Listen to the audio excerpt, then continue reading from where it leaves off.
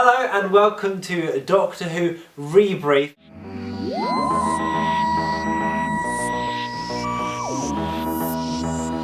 We're going to be talking about the first ever complete sort of package of Doctor Who episodes. Was 4 of them. We're going to be talking about An Unearthly Child a little bit, mainly the Cave of Skulls, Forest of Fear and the Firemaker. Sitting to my left. Hiya, I'm Rob. Sitting to my right. Hi, I'm Phil. And my name is Chris. So we kind of covered An Unearthly Child in the pilot, which you can watch by clicking the link below. But it forms, like we say, this kind of part of the first serial. The Doctor, 2 school teachers, and a student / his granddaughter end up in a kind of Neolithic Earth, experimenting with fire. They're a caveman. Yeah, it was very interesting. Let's just do a general plot overview. Rob, what kind of happened? So when we left the pilot, the Doctor had essentially kidnapped 2 teachers and just dropped them in a place for no specific reason. They went out, they got kidnapped by cavemen who were desperate to find out how to make fire because whoever made fire would be the leader. Long story short, essentially the Doctor made fire and they escaped from the cavemen. And Phil, Yes. because this is like the first Doctor Who thing, we saw some things happen which now happen pretty much every week. So it's Doctor Who first, and Doctor Who debuts. Doctor Who debuts, I like that. Yeah, we'll keep that. Keep that. What Doctor Who debuts did you spot? Well, I think there's the first time we saw the TARDIS dematerialise, because in the pilot episode It just launches. You don't see it launch or anything leave at all or arrive. It just cut to shots from the inside to the TARDIS there. So we've got to see it dematerialise for the first time. So that was good. I can't think of anything else. Can you? The first time, actually, there was the first time that somebody makes the well-known groaning joke of Doctor Who. Just open the doors, Dr. Foreman. Eh? Doctor Who? What are you talking about? That happened the first time in this serial. It was the first time as well that we saw them being like, it's a police box, but we're not in London anymore. Why is it a police box?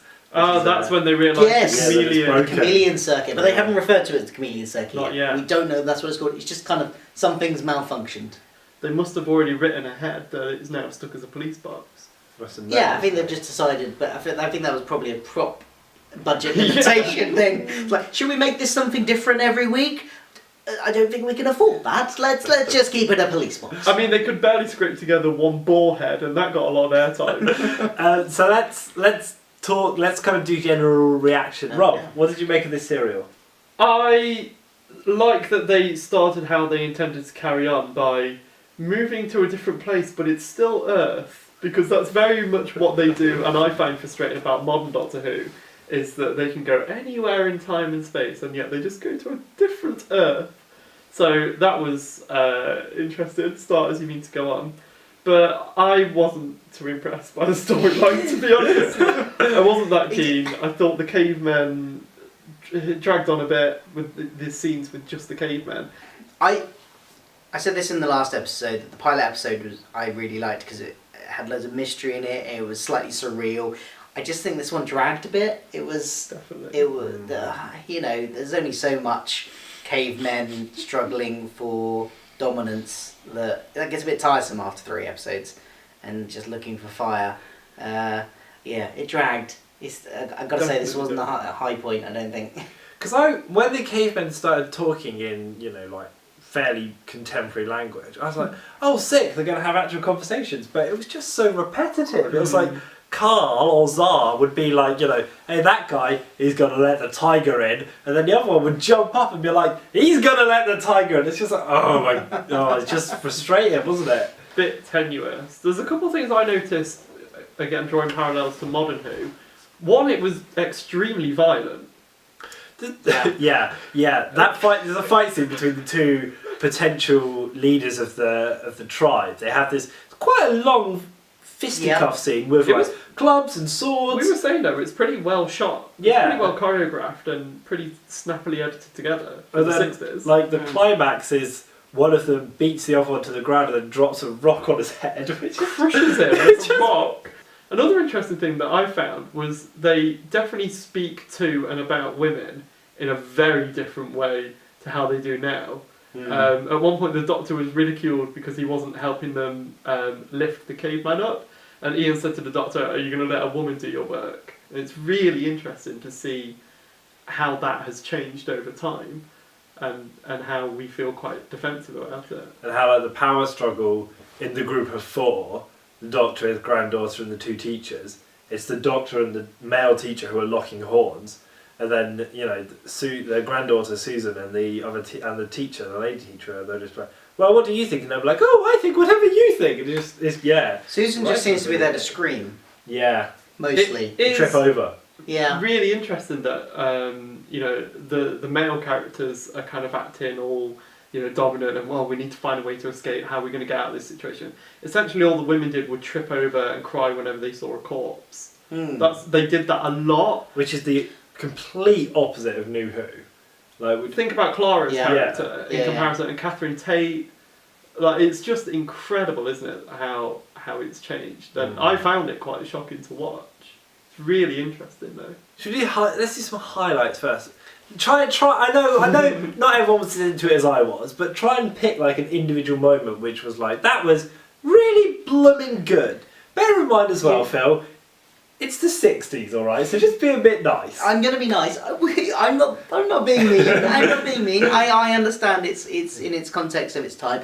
I think I really liked. Actually, we mentioned it already. The fight scene. I liked that. That was really good. Like, as you said, it's snappily edited.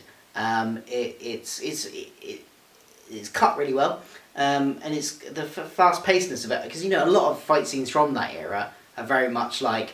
Somebody throws a punch, you can tell they're missing. This actually looks like they are hitting each other. And then it gets quite brutal, as you said. Somebody smashes it cuts away, but to reaction shots from the assembled crowd. But it looks like quite vicious. I think I liked it when Ian was making the fire and he's rubbing the two sticks together, but he's really blatantly not touching the sticks. He's holding sticks like this and rubbing them together, and then they've clearly overdubbed the sound of wood rubbing. Scraping noise. So in an ironic way, it's just the terribleness of the whole plot of making fire, which was done completely wrong. I think for me, I know we kind of took the mick. Like some of the caveman stuff was bad. But I liked that it was complicated enough that they landed and it wasn't just like, here's this tribe, they're going to chase us. Like, I liked that when they landed, stuff was happening with the cavemen and there was this like politics thing and they had just had like someone die and there was the old lady who was like, no, fire's bad. Because it could have just been that they landed and the cavemen just ran around and kind of grunted and hit them. But actually, I liked that they didn't pull any punches and straight away it was like a complicated historical kind of thing going on. I think I actually really appreciated that, and that's kind of something that I didn't think they would do on the first and second episode. Low lights, Phil.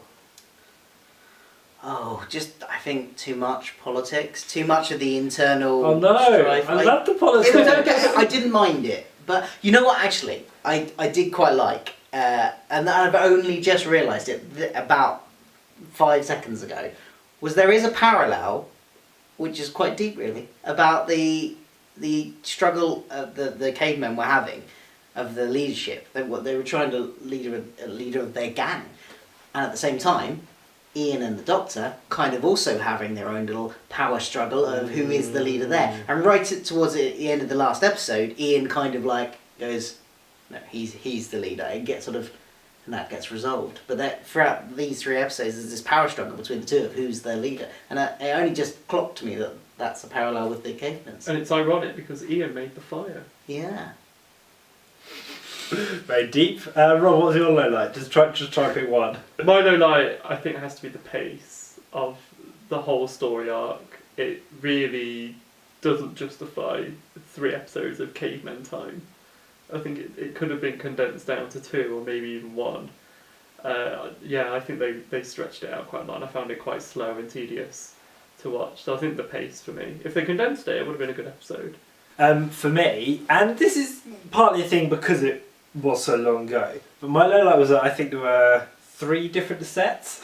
So whenever they didn't know what to do, they were like, throw them in the cave with the skulls. And it's like, why? Why are you doing that? I was just like, by the end of it, I was just a bit sort of bored with how repetitive the different locations were, I guess. Yeah. You know, which is obviously a thing of the times, but it was just like, guys, come on. You do definitely appreciate now how many different locations modern Doctor Who goes to. When they fly to America just for like a sort of 5-minute scene or something, and now it's like, back to the Cave of Skulls! Should we do Hoologies? Right. My eulogy goes to the caveman who was choked to death. Which one was that? Oh, the guard. Yeah. Yeah. Being put in a headlock and being unable to breathe.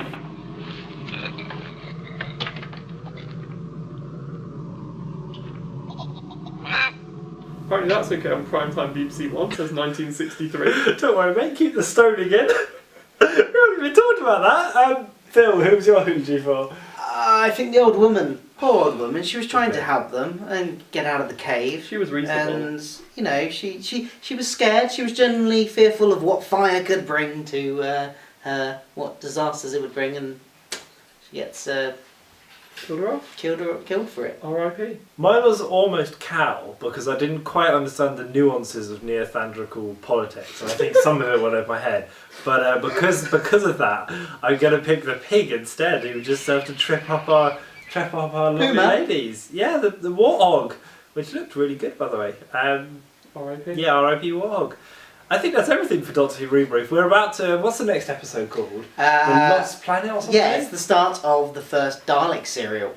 So excited. Keen. So if you enjoy this type of thing, you can click Phil's face to subscribe to Doctor Who Rebrief, where you'll get all the new episodes delivered straight into your inbox, and click Rob's face to go to the main playlist page. Thanks very much for watching. Rob, Phil, Chris will be back very soon. Do you want to go and open the door? It's made of polystyrene, so it might be a bit heavy to move. 3 people to push the polystyrene stone. Yeah, that's true actually. Yeah, it's pretty... Yeah, otherwise we might not get out if we don't all push it. Yeah, we all need to It's push it. It's polystyrene. huge. Isn't it? Yeah.